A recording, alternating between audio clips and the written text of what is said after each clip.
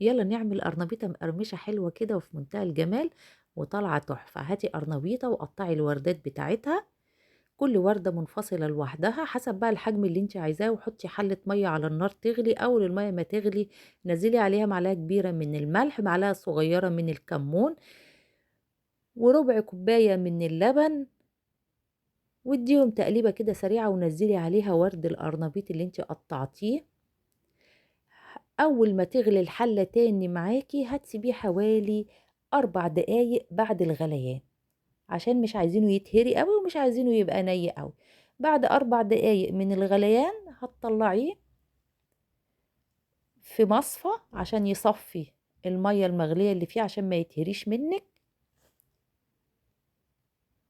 ونبتدي بقى نجهز الخلطة الحلوة بتاعتنا. هتنزلي 3 بيضات، وننزل عليهم كوباية ونص من الدقيق، معلقتين كبار من النشا، معلقة من الملح، ومعلقة كبيرة من الكركم، وننزل عليه رشة من الكربوناتو.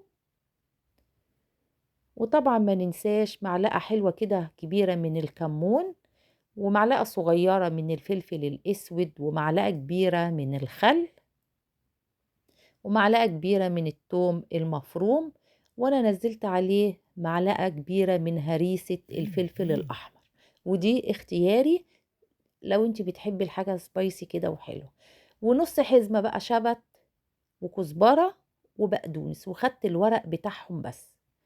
وبعد كده ضفت عليهم كوباية من اللبن، وممكن تخلي كوباية اللبن دي لبن على مية، وممكن لبن بس زي ما انت عاوزة. وقلبي كده تقليبة للخليط حلوة. بعد كده هتجيبي سلطانية تانية او طبق تاني، حطي كوباية من الدقيق، عليهم معلقتين كبار من النشا، ومعلقة برضو كبيرة من الكركم.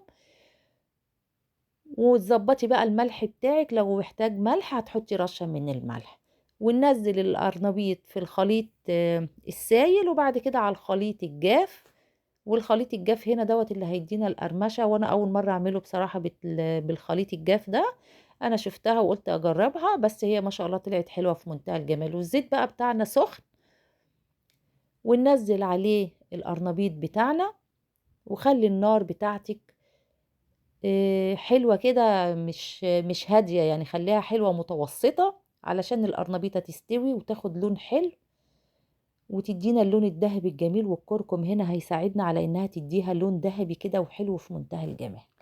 وبعد كده طلعي القرنبيط بتاعك، هيطلع جميل مش شارب زيت نهائي، ويطلع مقرمش من بره وطري وجميل من جوه، بسبب اللي هي التبديرة الأخيرة اللي احنا عملناها دي بالدقيق والنشا.